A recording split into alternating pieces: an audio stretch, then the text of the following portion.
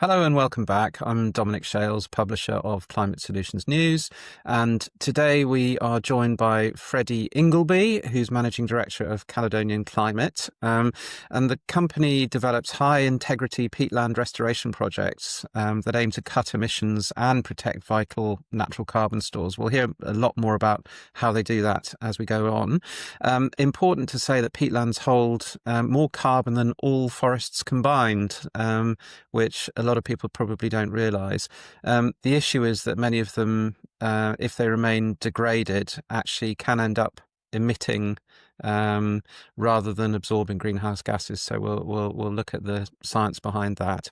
And Caledonian Climate works with landowners, communities, and conservation groups to restore these systems at scale, supported by digital tools that improve monitoring and long-term management.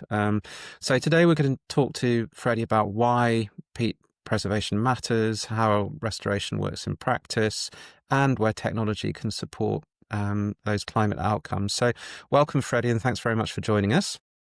Thanks for having us, Dominic. It's great to be here.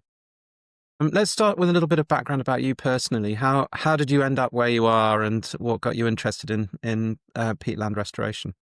Yeah, quite a strange turn of events, but sometimes I find it's quite common within the nature-based space that people do come from all sorts of backgrounds, and it's one of the most, I think, exciting reasons for working in the sector, because you do get a very dynamic group of people working together to take action. So I started out within the metal recycling sector originally, and moved from that into a brief stint in the cosmetic space, doing very fast-moving, high-value goods and point-of-sale displays and things like that. And then was in the aerospace sector for 6 and a bit years, where I was ultimately running at the factory floor out in Livingston, making compressor discs and turbofan blades and things like that for jet engines for a huge international corporation. It was a high pressure, high stress job, and I loved it, and it was great. But towards the end of lockdown, been through quite a lot of change within that business, and I wasn't particularly looking for something, but I felt like I wanted to do something that had a bit more meaning, had a bit more impact, got me outside into the wild a little bit more as well. And a mutual contact popped something across my desk, which was a single bit of paper that kind of said, we've got an idea and we need somebody to make it a reality.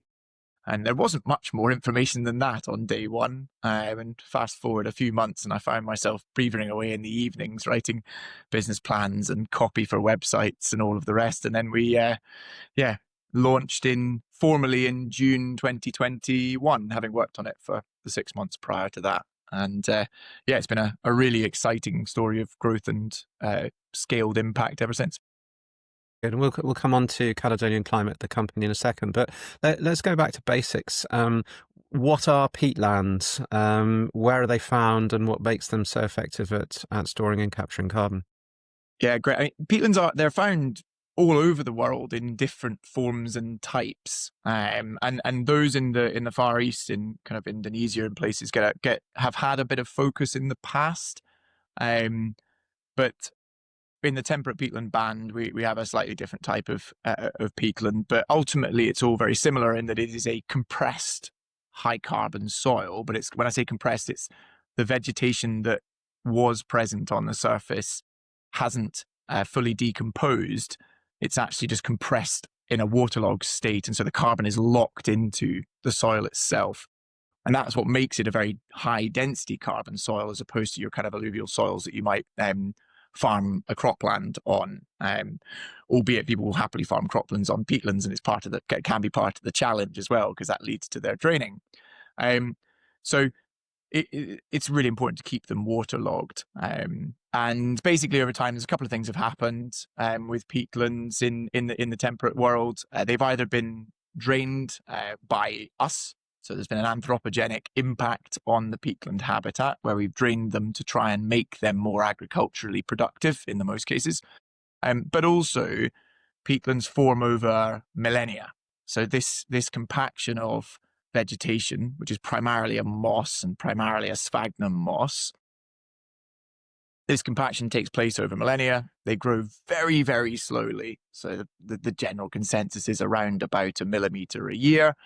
And so the carbon that's locked away is super important as well, in that it's called irrecoverable carbon. And that's in the context of a kind of global net zero movement, whereby to achieve a net zero position, if you've lost the emissions from peatlands, or lost the carbon from peatlands, you can't recover that carbon into peatlands before a net zero state. It's gone forever, because it takes so long to get locked back in. Scotland in itself and the UK are kind of uniquely positioned with this upland raised blanket bog that we have. The Flow Country and Lewis are the two kind of largest homogeneous peatland habitats there are. And you might have seen recently that the Flow Country was actually recognised as a UNESCO World Heritage Site for its peatland recently. It's the first ever UNESCO site to be recognised for peatlands. So globally significant and a real challenge from an emissions perspective as well. So for those of us not too familiar with the Scottish geography, where exactly are they in the country? Yeah, good question. I've got to forget that I live and breathe in a little bubble sometimes, and part of the challenge of what we do is education, because peatlands are something that people the public don't fully understand and appreciate. So there are a couple of kind of key bands of peatlands, but really going right from the very north in Caithness and Sutherland, really east to west, not the very far west where it gets a bit rockier, but a big scalp over there. The Flow Country is up in the northeast of Scotland. Then you have them through the Cairngorms, through the Monalea. Dumfries and Galloway is full of peatlands as well. A lot of it's been planted, different killifish, a lot of forest to bog work going on in there. And then the Western Isles of Lewis and Uis and Harris and all of that, it again very, very densely covered with peatlands. And you mentioned Southeast Asia, I think, as another area of peatlands. Where else in the world are they found? Yeah, so there's a really cool map produced by, really cool for people that like peatlands, produced by the Global Peatlands Initiative, which really lays it out quite clearly. But so Canada, Russia, across the northern hemisphere, there is a significant peatland area, but it does span further south as well. There's peatlands in Ukraine, Poland, Lithuania. It's mainly all the northern temperate regions where you have peatlands that's similar to what we have in the UK. Very good, very good. Now, tell us about Caledonian Climate. So, what do you do as an organisation, and how do you work with landowners and businesses? Yeah, so our mission is to increase the speed and scale of high integrity peatland restoration taking place, and to do that, we have a really amazing dedicated team that deliver a completely vertically integrated solution, from a first hello around a coffee table with somebody that has a peatland habitat, right through to long-term monitoring and reporting of it, to make sure that everything that we've done before actually delivers on its intended outcomes. So since 2021, when we launched, we've restored, by the end of this restoration season that we're in at the moment, we will have restored 10,000 hectares. And last year we represented about 20-25% of all of the publicly supported peatland restoration works taking place in Scotland. For us, part of that key to increasing speed and scale is about encouraging the private sector to get involved. So there's an independent standard called the Peatland Code, and we work very closely with that standard to deliver projects that are rigorously designed, professionally managed through their implementation phase on the ground, and then, as I say, long-term monitored to make sure they deliver on their intended outcomes. And that intended outcome is also multifaceted: the emission reduction, the biodiversity uplift, the water retention and security. So give us some numbers, if you've got them to hand, just in terms of the carbon impact of what you're doing across these projects. Yeah, so of what we have already implemented restoration over, there's going to be over 2.1 million tons of carbon dioxide equivalent reductions taking place between now and the end of those projects' duration. So just to explain very briefly on that, each project lasts for a predetermined length of time that relates to the depth of the peat of the project itself. Deeper peat, longer project. The theory being that if you hadn't intervened, that deep peat would have eroded away over time and would not be there if you did not intervene. And the number of years that it takes for it to have been fully depleted is directly related to how deep the peat is in the first place. So the projects are between 30 and 100 years long in total. So those 2.1 million tons of emission reductions will take place over the next 30 to 100 years, depending on the average, which within our portfolio of projects, which is closing in on 100 projects now, it is around about 79 years. And what's the process by which you do the restoration? So tell us, what happens when you go in on the ground? What are the techniques you use? Who delivers it? A bit more of the detail behind it. It's a fascinating process in general, for all sorts of different reasons. The nuances of choice of intervention is one piece, but then the immediacy of the recovery afterwards is so cool to see. It starts about 12 to 18 months before you actually intervene, because it's really, really important to understand what you're working with first. We are intervening with nature to a certain extent, and that can be contentious at times, albeit there are so many positive benefits to what we do. Generally, we have a lot of public support for what the business does. And when I say the business, I mean really peatland restoration in general. So we go out, we survey the ground, we peat depth it, we understand the condition category of all of the different erosion features that are present. We baseline elements around biodiversity and water.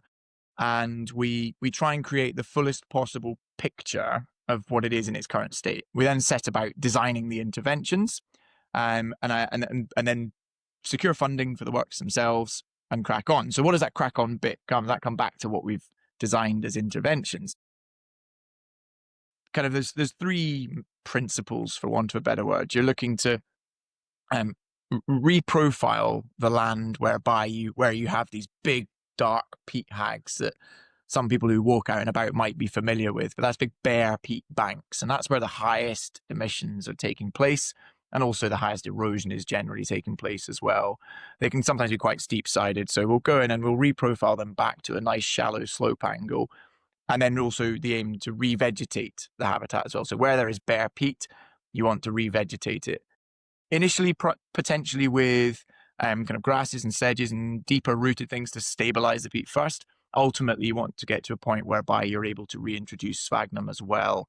And that's the third R, which is the re-wetting piece, because sphagnum likes to be wet, likes shallow pools. And so re-wetting is the other thing. And you do that by baffling and bunding and damming and, in effect, slowing the flow of water off the hill to keep it up there. And this all gets done. I think we need a glossary, Freddie. With this, I'm learning all sorts of new words here. We do have quite a big jargon buster in most of our paperwork that goes out because, yes, working in the sustainability sector is exhausting from terminology, and Peatlands is unique in some of the words, but the acronyms within the sustainability sector, whether it's ICVCMs, CCPs, VCMIs, it's a minefield, if I'm honest. But there is a bit of coalescing going on about it. But yeah, just to wrap up on the restoration side, it's done normally for there's a couple of things. One is actually quite a foreign thing. You put diggers up on the ground. What I mean is it's an alien object up on the hill. There's big diggers all over the place carrying out the heavy works. And it's kind of like a trauma surgery. It's quite invasive at the first instance, but almost immediately afterwards, you have pools recovering. You see the vegetation taking root and covering up like a carpet almost. And it has a really positive impact straight away. And then there's a lot of handwork as well in more complex areas. So where the diggers can't reach, you'll get in with boots on the ground, and you'll be stabilizing the peat with geotextiles. You might be plug planting sphagnum or cotton grass, and you're trying to give nature a wee bit of a helping hand on its road to recovery. Fantastic. And what's the role of technology in this? Because it sounds like a very kind of manual, hands-on process. But how are you using technology to both improve that initial process and also monitor and evaluate the success, and then kind of replay that into the process? Yeah, great question, Dominic. The sector is evolving really quickly when it comes to technology, and we've always used GIS platform, so spatial data, which is basically taking the things that are around us and digitizing them. It's probably the simplest way of doing it. What it involves in reality is lots of clicking on a map. And so there's always that, and we use devices out in the field to collect information that is geolocated to where you're collecting it from. But more and more, the technology is getting more sophisticated. It's streamlining and improving the efficiencies of the process that we do, and critically, it's making it more accurate as well. So I suppose the most exciting thing, and there's two kind of exciting things around here. One is around the Internet of Things and remotely connected sensors that are feeding back into dashboards and hubs, and there's really exciting stuff going on in that space. And the other is I suppose, of course, the implementation of AI and how to make AI work productively for us. And our focus on that is at the front end, around the erosion mapping and restoration planning of a project to increase the accuracy of feature mapping and determine the most effective interventions in a more expedient manner. So we, as our team of expert ecologists, can go out into the field and actually ground truth and sense check and get these plans as accurate as possible from the outset. And yeah, we've done that. We've spun off a separate company working in partnership with an AI specialist to build this tool up, and it's commercially launched about a couple of months ago now. Fantastic. And is that specific to peat restoration, or is it for wider nature restoration? Yeah, today it is specifically Peatlands focused. We've got a really exciting route map for that company, but it's a very developer focused tool on how to increase the speed and scale of works taking place, focused on that integrity piece, and it will evolve. And you might have come across a phrase of MRV, another acronym, but monitoring, reporting, and verification is kind of the cornerstone of high integrity carbon projects around the world. There's the developing piece on that from a technology perspective is DMRV. It's a little d that stands for digital, and so that's trying to again increase I think that the most exciting bit from me is it's about increasing the cadence of monitoring that's taking place. If you're just putting people on the ground to walk around and understand what's going on with a project, you probably won't do it every week. Whereas some of these DMRV capabilities mean that the cadence of monitoring can go up quite significantly, and that increases investor confidence in projects, buyer confidence in getting involved with these projects, and resilience overall as a result. So you actually are putting physical sensors into the ground to monitor real time. So there's trials going on in and around that, pilots all over the place. There's some really innovative startups around the world doing this. Within Scotland, there's lots of people doing lots of kind of little tests and pilots, and a lot of it's publicly led. So Peatland Action have quite a lot of trials with dip wells and things that are out there, and some of them are IoT connected in to dashboards. One of the challenges today is around making them financially sustainable, because they can cost quite a lot to implement. And in a world where the natural capital markets, the demand for natural capital from corporate end users and buyers is still quite slow from a peatland perspective, justifying these high spends can be challenging at times. Just on that, I saw you recently announced a deal with Diageo. Tell us about that, because that's a very extensive and financially large deal as well. Yeah, Diageo should really be applauded for what they've done here. Yeah, we're very fortunate to have secured as a result of the tender that took place the management of this program, which is a 5-year £1 million commitment from Diageo to have additional impact into the space when it comes to peatland restoration.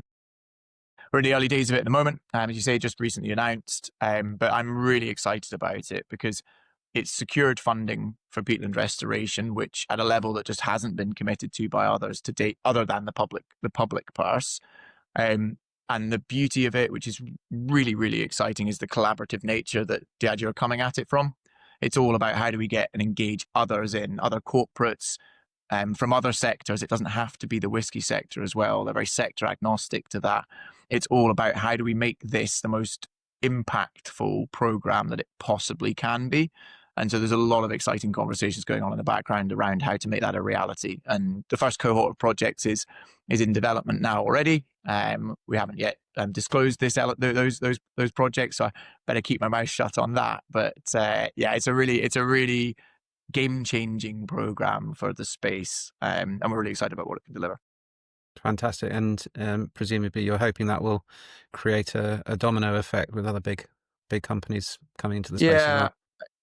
My hope, and I think we're well aligned here, but my hope on it is that people see Diageo taking the steps that they've taken, and that frees them to make the same decision, knowing the confidence that there's somebody else out there that's a big blue chip company that are really putting their money where their mouth is and believe in the works.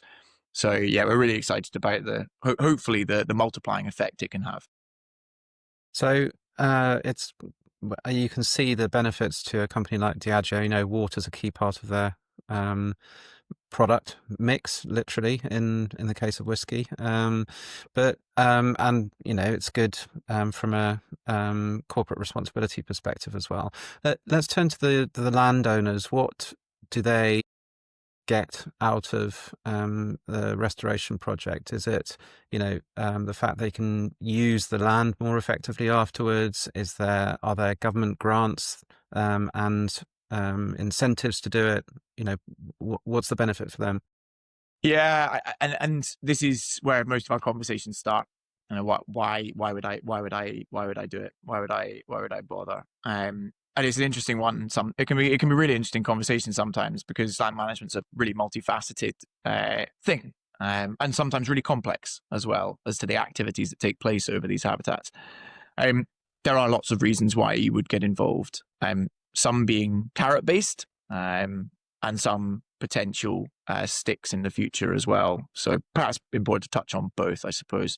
So at the front end, there is where we see people get most motivated by it is once they've maybe either visited a project that's already been done, or once their first phase has perhaps been done on their own land. Because when you see the change and the impact on particularly kind of very things, your invertebrate populations that multiply very quickly in very short cycles, invertebrates return back to the pool systems that you create really quickly. So even just 12 months after your first restoration intervention, when you come into the spring, there are dragonflies and pond skaters and bumblebees, and these things just are already there that weren't there before. So the transformation is something that really does motivate quite a lot of landholders. The Peatland Code as an opportunity to generate an independently assured carbon emission reduction is also a motivator for some, where there's an opportunity for them to take action and perhaps generate a return in the future from the sale of the emission reduction and the co-benefits alongside that to parties looking to have a positive impact on nature. That market is slow and illiquid, but it's still a motivator today, because the direction of travel is set, I think, in that sense. Equally, there is a lot of public support for it, both from the population. Surveys have suggested there is well over 75% public support for doing peatland restoration, but also the public purse is able to support it too. So there's a division of Nature Scot, Scotland's nature protecting organisation, called Peatland Action, who are the people that manage and deliver public funds to support restoration. A few years ago, almost all restoration was covered almost exclusively by public funding. That intervention rate is dropping down now and is set and forecast to drop further. So now's the best time to ever get involved in peatland restoration if you want support like that, because it's only going to get less. So that's a motivating factor. But there is also these threats that I've touched upon as well, whereby there's a review going on in Scotland, particularly around carbon taxes on peatland emissions, and equally the need for you as an individual farm or estate owner to achieve a net zero position at some point in the future, if you're acting as a business entity. So there's a few considerations that come into people's minds, and there are other more kind of commercially focused reasons as well. So peatland restoration, if it's within a catchment of a hydro scheme that somebody has developed and put in place, you can have a positive impact on water security. So there's more water on the hill for longer, and it therefore has a greater generating capacity. It doesn't affect the maximum generating output, but has a positive impact on the kind of trailing leg. So it's able to generate above the percentage that it needs to be spinning the turbine at for longer after a rainfall event, which is positive over the long term as well. And obviously every project is very different. Every part of the country is very different. So do you work with the landowners to model out all of the benefits up front? Is that how it works? Yeah, that's a really interesting question, because that is you're kind of at the vanguard of things where we're at the moment as well. So modeling the carbon output is very much done on every project. Costings, of course, as well, and theoretical uplifts on things like biodiversity and water is there. The accurate modelling of that is something that actually we hope the programme launched by Diageo will be able to help contribute towards as well. The blueprint for what best practice looks like, but is also crucially cost effective, is something that is still quite different between different organisations. We have a programme that lasts from the hello through to the year 5 independent verification that does a baselining and an ongoing monitoring. But the Peatland Code has only existed for 5 years or so. So we're all very early on our understanding of how to measure and monitor those effectively. But it's a really exciting and developing piece. The key thing is getting your baseline data in place so you've got something to measure back against. Fantastic. Well, what a fascinating conversation. I want to go and visit the glorious wilds of Scotland. Perhaps not in winter, but in in the summer, with the dragonflies buzzing around. You're always welcome, and I would say that if anyone does have an interest in exploring what peatland restoration and what peatlands are all about, just reach out, because we do days on the hill. We do take people out, and we love to show people what the benefits of peatland restoration can look like, because it can be quite a difficult thing to get your head around, because there aren't big, tall, lovely trees, which everyone knows and understands, because they swung under a tree when they were a kid and they have beautiful memories of trees. There aren't many people that have beautiful memories of walking across bogs. So we love to show people how beautiful they can be. How can they get in touch with you, Freddie? Good question, Dominic. So if you go onto our website, caledonianclimate.com, contact us, details are all there, telephone numbers, email addresses. But if you want to send an email in, info@Caledonian Climate gets through to myself and a little group, and we'll triage that appropriately and be in touch. Fantastic. So thanks very much to Freddie Ingleby from Caledonian Climate. What a great conversation, and very best of luck with developing the projects, in particular the Diageo project, which sounds as if it could unlock all sorts of other opportunities as well. So thank you very much for joining us today. Great. No, thank you, Dominic. Really appreciate it.